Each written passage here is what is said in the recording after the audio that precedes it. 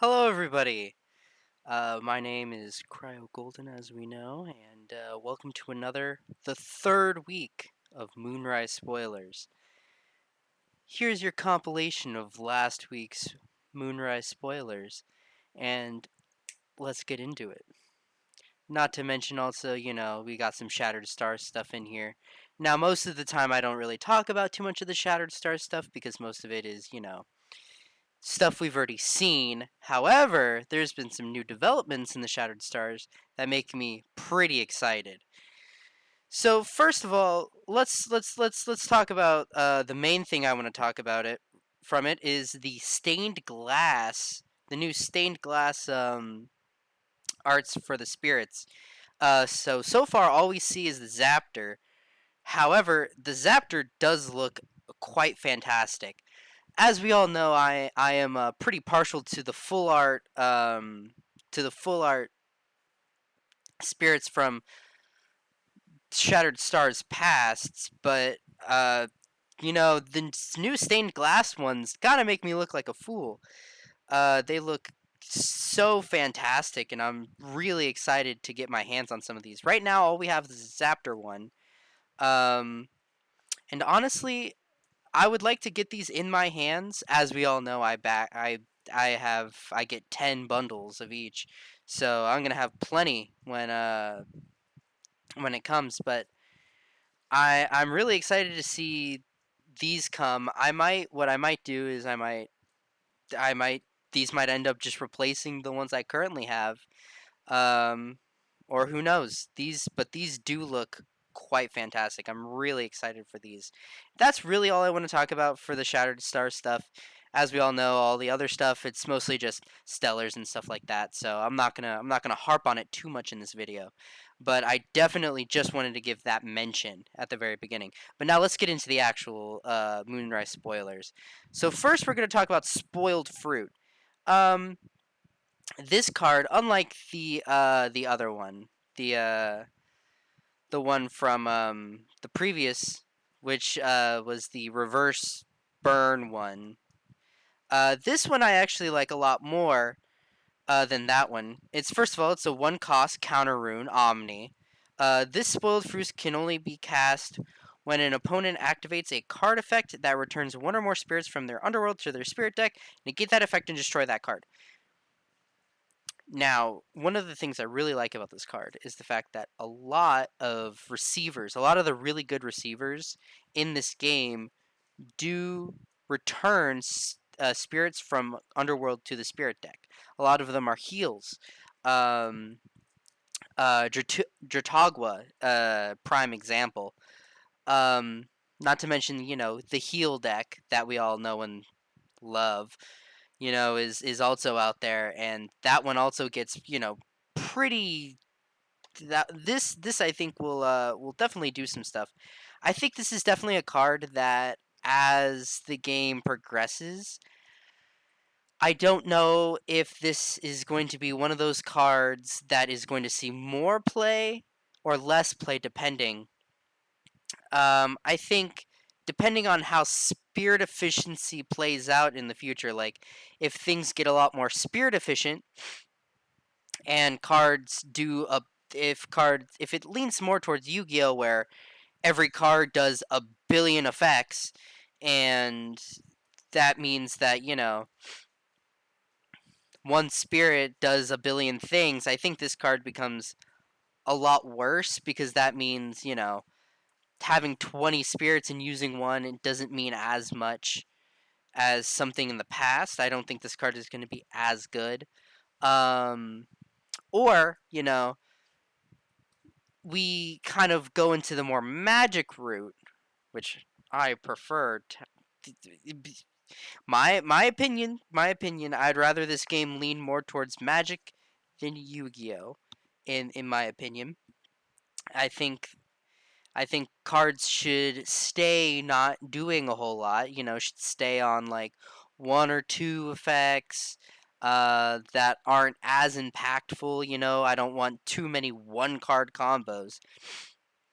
There are a few cards that do kind of a lot, which we'll get into later. but I don't think they've become too egregious. However, going back to that, I think spoiled fruit is definitely something that over a long grind game, those little edges are going to mean a lot. Which means this card becomes a lot better in those kind of scenarios. Now, I think this card will become more relegated to more control style decks. Which I'm going to be honest, most of the decks currently are more like mid range to aggro in that kind of vein. A lot of decks already run 5 billion destruction effects, and that kind of just is how it can kind of be. Um, so yeah, I think Spoiled Fruit's a really good card. I think it's definitely going to see a lot of sideboard play at the very least. You're definitely going to be citing it in. This is like a game three. Like this is a card that what I would do is I would probably cite it in game three if you think you're going to be going to time to kind of prevent your opponent from getting ahead in Spirit Advantage. Um, or if you're going up against heal stall, and you're like, well, I don't want to deal with them healing all the time, and I can make them waste a normal by just going spoiled fruit on their sluggle or quackle, and that way you don't have like this awkward body that you can't get rid of, and kind of lets you like hit in, which I think is really cool. On to the next one, we're gonna go with Porcu Wraith, however you say it. It's a 2/2 lunar Elestral. When this Porcu Wraith enters battle with an Elestral, give that Elestral -2 attack for each lunar enchanting this Porcu Wraith until the end phase. So it is similar to Warmight in it's like a pseudo 5, or I guess in this case a pseudo 4, um, that can go up to even higher. It's definitely an interesting card. I don't know if I necessarily call it good. I don't know if I could say it's good, but it's definitely pretty cool. Uh you could have it synergize with some other cards, right? Like Full Moon, for example. That's pretty niche. I don't know if I'd run this in a I don't know if Full Moon is a good enough card to run outside the Lunar Phase deck, in which case it wouldn't really be paired with Porcu Wraith. But it's definitely something that I wouldn't scoff at if people were messing around with. But I couldn't necessarily call this card good, but it's certainly an interesting card. I do like that they're experimenting with different effects. On to the next one, Like a Void. So we finally see Like a Void. I can't remember if I talked about this card in my last video, so I'm just gonna throw it in here. It's a 6/2, 2-cost Lunar Elestral. This Like a Void deals piercing damage and is unaffected by counter runes if you cast this Lunar Phase Full Moon this turn. So I'm gonna keep this pretty short, but basically I think it's pretty good. It's decent. It's definitely something that you might run a one of in your Lunar Phase deck, just because you have the Werepup already, so you would just go Werepup into this card after you search a card, especially if you're using Werepup to search Full Moon for whatever reason. You can also like surprise your opponent. They try to swing into the Werepup. Well, I guess it wouldn't be a really big surprise if you're searching Full Moon, because you reveal Full Moon, and you set one, and people would assume, yeah, that Werepup is going to become a Like a Void. But yeah, it's definitely a card that you'd probably run the one of in your Lunar Phase deck. Next, we're gonna go Auxiliary, which is an ascension from Oysterous. It is a 4H 2 water. This Auxiliary in your hand can special ascend from your Oysterous. If you also disenchant one water from your field, you can discard a water card, so any card that's water, in order to target and destroy a card. So, unfortunately, it targets, but it does destroy any card, so it's so it is just a destruction effect. And it has an 8 butt. It's a 4/8. I don't know if I mentioned that. It is an 8 butt, so that is a pretty big butt to sit on. 4 attack is kind of meh, but you know, an 8, you have to balance it out with the 8 butt, and I think it's pretty fun. Definitely a really cool card. It's something you could just kind of sit on. The unfortunate part is it doesn't really get you that far in the game. Um, by just like, you know, it just like kind of sits there, and then you have to basically go neutral and card advantage to deal with your opponent. Neutral, pseudo neutral, because you know you have to technically have the auxiliary, but it doesn't cost any spirits to use the effect. I think it's a pretty cool card. It does have to be in your hand to then special ascend into, so uh,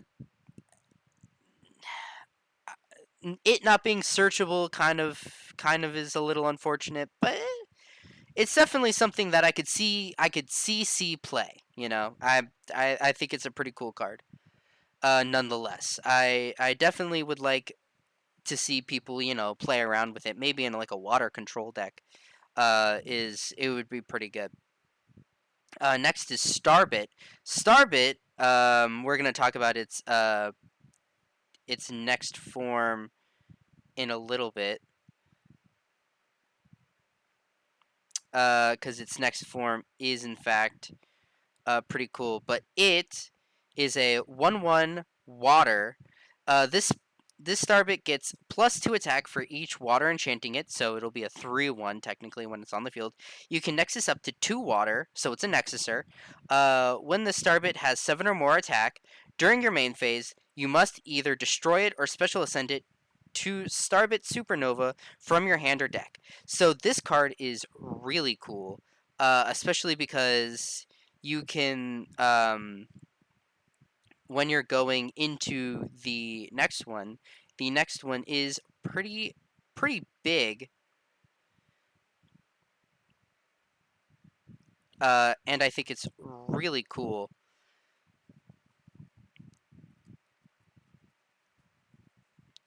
But the I do like that it's a Nexuser. It is a Nexuser that, you know, gets rid of itself, so that is something. And you know, I guess you could go, it could be a 5 if you literally go Starbit and then, you know, and then like, you know, Nexus one onto it. It does become a 5, like a 5/1 almost immediately, which you can swing into. And then, you know, it's a cool card. There's not too much to say about it besides the fact that, you know, Nexuser, so already a plus on that. And it's a 3/1 that you can make into a 5/1, so it's like, you know, a Nexuser that's a 5, so that's pretty good. But what I really want to talk about is Starbit Supernova, which is the Ascension that it goes into. So it's a 7/2. It's a one cast. It's a one cost. So that's a little interesting. And it is a 7 attack, 2 defense. This Starbit cannot be normal cast. When you special cast this Starbit with another Starbit's effect, it gains the effect if this Starbit would be destroyed. First, you may Nexus all spirits from it. If you do, draw a card, then it is destroyed. So I think this card can really make into like a more truer in like the Magic sense to a mid-range deck, where it is just a good attacker, that it's just a good efficient creature that, or Elestral, that can get you some advantage even if it does die, right? I think this card is super cool. One of the decks that I kind of want to try out is I guess I would call it twos. Twos in the cast sense, not the attack or defense stat, but two in the cast sense, where you take all these like really easy to get into 2 cost Elestrals, right? And you kind of just play into that. I think that would be a very interesting deck to kind of test with, and kind of play around with. it might be something that I might, go into the future. Something I might myself even play around with, even though I am going to be putting a decent amount of time into Lunar Phase. It might be the other deck that I'm going to use, but I really like that card. I hope to pair it with some good stuff and see if I can't get that off the ground. But anyways, moving on, we're gonna go to Ardbud. It is a 1 Earth, 2 attack, 1 defense. You can disenchant. You can disenchant from it. You can disenchant uh, any root, any spirit from your insectoid cards in order to special ascend this Ardbud to an Artvarum from your deck. So we finally get the. I know we already know what the Artvarum is from before, but now we get to know the. But now we have the first form, and next we're going to talk about the third form. But let's get through the first form first. So special ascendant. Then and when this and it's a receiver. When this Ardbud receives 1 or more Earth, you can search your deck for one for a 1 spirit insectoid Elestral and add it to your hand. So it's a searcher that you can also that also ascends itself, which is pretty cool. Um, I think it is a bit weird, maybe in like an Earth insect deck where you can kind of get this.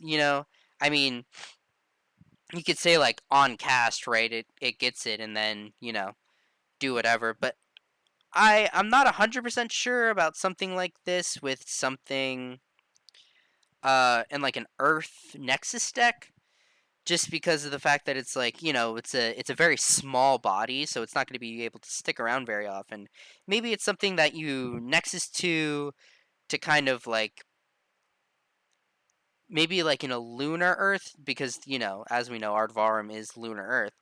Maybe you like have like you could pair it with something like Spectaris, and then you go like you like re-enchant Spectaris, then Nexus it onto it, and then trigger it. I don't know. It's definitely a interesting mix of effects. And then I'm not going to talk about Ardvarum here, but our Antitan would Ardvarum does have an effect to go into Antitan, which is the next effect, which is 2 Earth, 1 Lunar. It is an 11/8. You can discard an Insectoid card from your hand in order to target and destroy a card. So that's pretty good. It can be activated up to 2 times in a turn. So, it's not just a once per turn, it's a twice per turn, which is pretty good. Uh, while there is an insectoid Elestral on the field, this Antitan is unaffected by your opponent's Elestral effects. So, like, out of like the 3 card types, it is unaffected by one of them. So, that's pretty good, because a lot of people are starting to try to get to these, bigger Elestrals that have decent effects, so that you can get around a lot of like these meta boss monsters that are unaffected by runes or unaffected by like yeah, runes basically.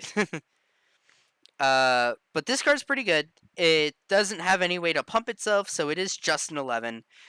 Which if you get to him before your opponent gets to their big guys, then that's pretty good. Um, so yeah, he's pretty decent. If you like kind of build your deck around him, he can definitely get you somewhere. Maybe as A Drive is the #1 insectoid fan, he's probably trying to really push an insectoid deck, just like a tribal deck, if you will, which would be pretty interesting. Uh, Now we're going to get into the next two cards, which are both the final two liths, so that each and every type has now a lith of sorts. So we're gonna get into Aviolith, which is the Wind Lith first.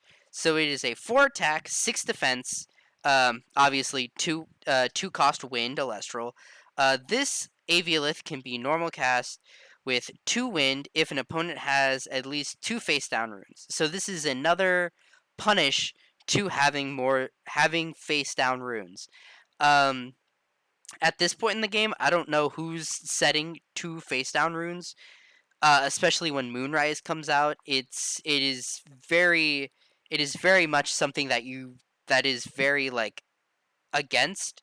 I will say Aviolith is only a 4 body, uh, and its other effect, when you cast this Aviolith, you can draw a card for each face down rune on an opponent's field. So it is a so if you meet the requirement, it's a draw two. So it is like at base a nectar of the gods that comes on a 4/6 basically, which is definitely interesting. I think it is on the lower end of the lists. I don't think it is one of the better lists, especially since it's very easily played around by just setting one. A lot of the other lists are very much built around the fact that, like, you have to on at a certain point they will be turned on by just virtue of if they are that far ahead or something like that, with like Arcolith or Lavalith or what have you. um I think Aviolith is like fine. I think it's like on the lower end, but it maybe at the very beginning of Moonrise, when like some other people are still setting 2 or 3 or 4 runes, you know maybe it might still see play, but I think it's definitely going to be one of the ones that is going to see less and less play as cards like Gloombat and Aviolith are starting to see play. Maybe it would be very interesting to go like have in your starting deck 3 Aviolith, 3 Gloombat, which in game 2 you side them out, and then maybe you side in an amount of them game 3 or something like that of the sort. It's something that you could use, but not something that I think will be relevant for very long. I'll say that. Um, I would much rather talk about the next lith, Necrolith, which I think this card is very cool, especially since you have a lot more agency over when you are able to use it. So it is a 7 attack, 3 defense, 2 lunar. This Necrolith can be cast with 2 lunar if an opponent has at least 2 suppressed cards. So, if you can go Dense Fog and then slap down a Necrolith if they have like 2 Elestrals, which is pretty good. When you cast this Necrolith, you can destroy a suppressed Elestral. See, that is a really good effect. I think Necrolith is very good because it is a non-target Elestral destruction, which is really good. I really like the fact that it's non-targeting also. And if you pair it with something like a Dense Fog, then it becomes like very good because it suppresses every Elestral, so you don't really need to do a lot with it. I think I will say uh, this card has made me very tempted to try to build a suppressed control deck where where your whole goal is to just keep suppressing your opponent's Elestrals or cards, turn off their effects, and then use cards like Spectaris as like a big beater to kind of get in, and use cards like Posthumous and I guess Necrolith to control the board. I think that would be really cool. I'm actually really excited for Necrolith. I think I'm definitely going to want to use Necrolith a lot. Uh, but on and it can't die by cryoblast because it has 3 defense, which is also really good. I'm pretty excited for Necrolith. But moving on, No Stone Unturned is a 2 Earth Invoke rune. Search your deck for a Golem Elestral and add it to your hand. Now, if you notice, all the liths are golems. So this is basically a lith searcher. It can also search, I believe, Krakatuga and yeah, I can search Krakatuga. So that's something. It can search a few other things besides just the liths. But nonetheless, the liths are something you can search with it. I think this card is alright. It's a 2-cost card. It searches for a lith and adds it to your hand, alright? All the liths are already, 2-cost. You know, I will say it does let you kind of make like maybe like a like a lith toolbox deck, which is pretty interesting. Because because then you can run a lot of like the lists at like a 1 or 2 of, and then sit on like other like efficient Elestrals, and then wait for your opponent to meet the requirements of a lith, and then go no stones unturned, grab the lith that your opponent has fulfilled the requirements for, and then put it and then be able to actually use it immediately. So it's definitely it's an interesting card, but I think it's mostly just fine. I'm not super excited about it. I would.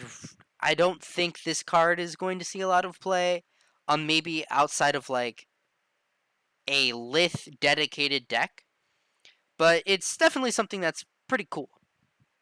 But moving along, we're gonna go to Aurora Borealis. So they've also added some frost support. So Aurora Borealis is a counter rune, 1 frost. Discard a card in order to enchant up to 1 frost from your underworld to your field, and return up to 1 frost from your underworld to your spirit deck. So it's like a 1.5 heal for a card, right? It's more like a half heal because it pays for itself. It's more of just like a card to be able to discard from, and maybe also in like a Frost Nexus deck, maybe like trigger a receiver, right? Something similar to Bloom for Earth. Maybe not as good, depending, but it's definitely something interesting.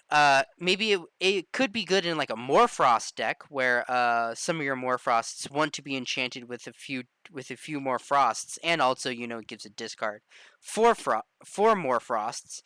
And the next card we're going to talk about will be a new Morfrost, which I think really really makes the deck a lot better. It definitely gives the deck a little bit more oomph to it. But this card's very interesting. I think it would mostly see play, as I said, in either like a Frost Nexus or a Morfrost deck. Outside of that, it's like just okay. But it is a pretty cool card.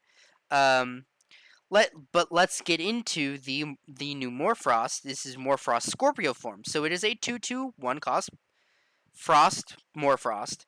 When you cast this Morfrost, you can discard a Morfrost in order to target an opponent's Celestial and set its base defense to 0 until the end phase. During this turn's end phase, you can expend 2 Frost in order to destroy that Celestial.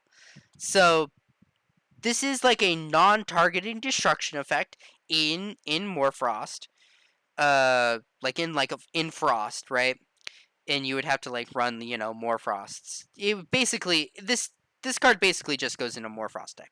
I wish it just said discard a card so that way you can run it in. It can be a little bit more versatile in Frost, right?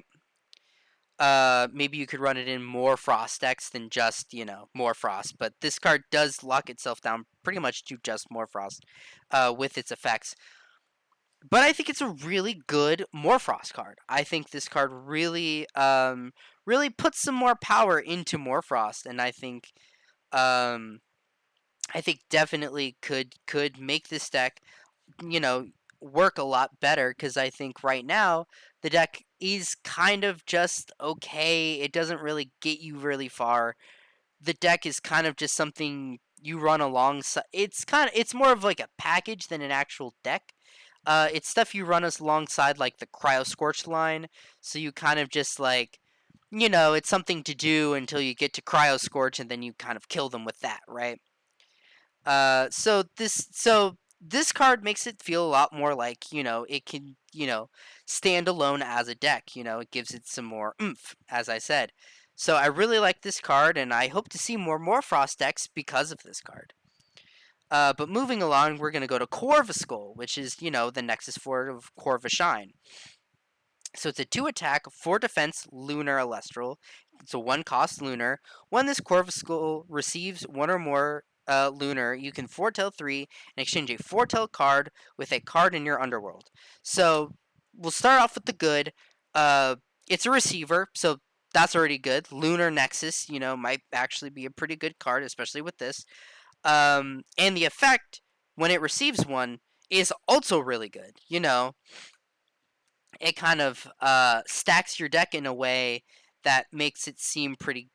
That makes it that's more beneficial to you. If your next 3 cards are kind of mid, you can kind of switch it so that if there's like maybe a removal spell, you can keep recurring removal spells, which is pretty good. Uh, but I am a little upset that it is a foretell card. I'm not. I wanted Foretell to be very much a uh a uh a solar thing. I wanted it to stay very solar, kind of restricted to just solar, with sporadic stuff sprinkled in between. But now there's been like 3 or 4 cards in Lunar that have been revealed to deal with Foretell, and it makes me it kind of irks me a little bit. I wish they would have kept it to solar. I hope that they keep it so that solar is the best at doing stuff with Foretell, because right now that is still true. Even though I think there are some really strong Foretell effects in Corvuscle and the next card that we're about to talk about. So I hope that the rest of it is not nearly as Foretell heavy. I hope these are the last of the Foretell cards to be revealed, and that the next cards are going to be maybe more suppressed cards, and because I would really like some more suppressed cards in Lunar. I think that would be really cool. But moving along, we're going to talk about Cryptoris. He is a 2 attack, 4 defense, 1 cost lunar. When this Cryptoris gets +2 for each time you've foretold this turn, which, as I said before, I hope they don't have so many foretell stuff, but this card doesn't bode super well for that.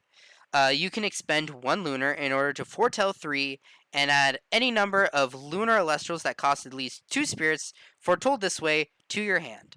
So it is basically a 4/4. Um, because I don't know why you wouldn't just keep activating that effect every turn. Well, you have to expend 1, but I think it's a pretty good card, and then it gets you a 2 spirits to your hand. So that's pretty good. Um, but it does not bode well for what I said previously of hoping that they don't make that many more Foretell cards for Lunar. It sounds like they definitely plan to make more Foretell cards for Lunar. Um, but as the card itself, I think this card is super good. I think it is a very good card. And I definitely will. I definitely plan to see it around. I'm definitely going to assume that I'm going to be seeing this card a little bit more. Next, we're going to talk about Wind Djinn, which is a 3 attack, 1 defense, 1 spirit, 1 wind spirit Elestral. When this wind Jin receives 1 or more wind, so another receiver, they're revealing a lot of receivers this past week. You can name a card, then foretell 3. If 1 or more cards with that name are foretold this way, you may add 1 to your hand, then special ascend this Wind Jin to Tornado Jin from your hand or deck. It it has, a next form, right? And it gives you like a foretell 3. I think this card is pretty good. Um, it is a receiver, as we know, as we see. So already pretty good. We like receivers in this house, and we like Nexusers. Those are really good cards. And then it kind of gives you like the reveal 3, and you're just having to try to guess what the next card is, what the next card is, what the next card is. So Winjin is pretty good. I do enjoy Winjin. And then let's talk about its next its ascended form, Tornado Jin, which is an 8 attack, 2 defense, wind solar Elestral. You can expend a wind or solar in order to search your deck for 3 cards with different names. So any 3. Add 1 at random to your hand, and then shuffle the rest into your deck. So if you're familiar with Magic, there's cards similar to this. Intuition is a card that comes to mind, which is very similar to this. That card is kind of amazing. Uh, Tornado Jin is a bit more harder to get to than just a 1 mana spell, right? However, it's still pretty good. It's on an 8 body, so already right there, I mean, like it hits over a lot of what you're gonna see. It is can be hit by Cryoblast and it doesn't really have any protection on it, but those are your trade offs, right? Uh, but the effect itself is pretty good. You can always just like, tutor your 3 best cards in your deck, and then you just pick one, and then you have no bad options, right? Tornado Jin is a pretty cool card, and I think it's definitely going to see some play. I think it's definitely going to see some play. I think definitely people are going to be using this card 100%. Next, we got Helios' Slumber. It is a counter rune, 1 solar. Target an Elestral in your underworld and put it on the top of your deck. So with like all the foretell cards that are in solar, and now some of the foretell cards that are in lunar, maybe like a solar lunar foretell deck might be something that you might see in the horizon or in the future. Just because of the fact that you got cards like Helios' Slumber, and you got like Cryptoris and things like that. So these are cards you can kind of combine together to make maybe like an interesting lunar solar deck. I hope that at least people start playing around with the idea, and maybe I can see those in action, even if me personally I wouldn't necessarily get into them too much. But on for our last, I think that is actually it. That is actually that is everything we have for today. So from all these cards, they're definitely pretty cool. I think it's better than last week's. I think last week's was a little stale. Not a lot of cards that I think were super super good, but this week I think definitely had a better average of good cards. Um, I think I might be a little biased to first week, as first week was my favorite because I absolutely love the Volclipse line, and I really like the Lunar Phase cards, at least half of them. But yeah, those are all the cards we had today. It was a bit sparse this week, especially since the last 2 weeks. Um, there was cards that were revealed this week that we already knew about before, and we saw them before. So what I think I'm gonna start doing is I'm just going to do the ones that they officially release instead of the ones that aren't officially released. I think I much rather would prefer to do it like that. Just so that way I know which ones I have said, which ones I haven't, and I feel like it's a little bit more respectful. But it's I think those the this week is pretty good. Uh, Actually, I think I really like all 3 weeks. All 3 weeks we've had gotten some pretty good cards, and I've been pretty excited. Um, I think if I were to order them, I think I would put week 1 first. Really love week 1. Then I think I would put this week and then the second week. Not that any of them are necessarily bad. I don't think we've actually had a week of bad spoilers or like bad cards and spoilers. There have been, some that are better than others, and there's some that I don't think are very good. But I can always be wrong. Uh, I'm not the end all be all. Uh, and not every card has to be good. I think that is something to keep in mind. There are there are 32 days of spoilers, and they're spoiling more than one card each time. And this is these sets are not super huge, so they're probably going to reveal like close to a third, if not like a half, of all the cards in the set. So not every card is going to be grade A bang buster cards. So I wouldn't take some revealing some not as good cards as anything crazy. But yeah. But yeah, that's all I have for you today. Let me know in the comments below what y'all think of this week's spoilers. Make sure to leave a like, and if you are excited or really enjoying these videos, make sure to subscribe. Next week, I'm gonna do the next this next week of spoilers. I'm going to release a video next week for them, and I'll let you know my thoughts. But yeah, beyond that, I hope to see y'all in the next one.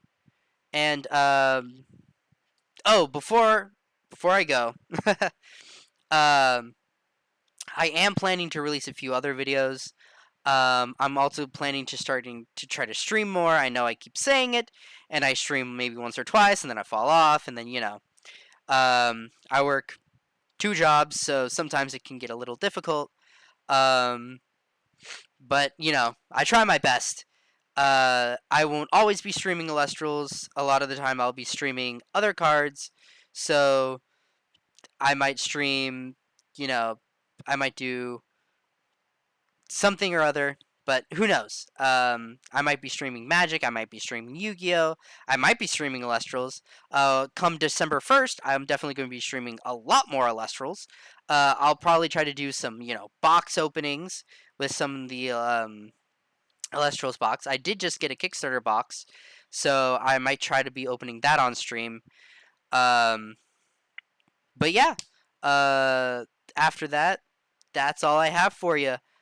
Make sure to comment, like, subscribe, and I'll see you in the next one. Peace.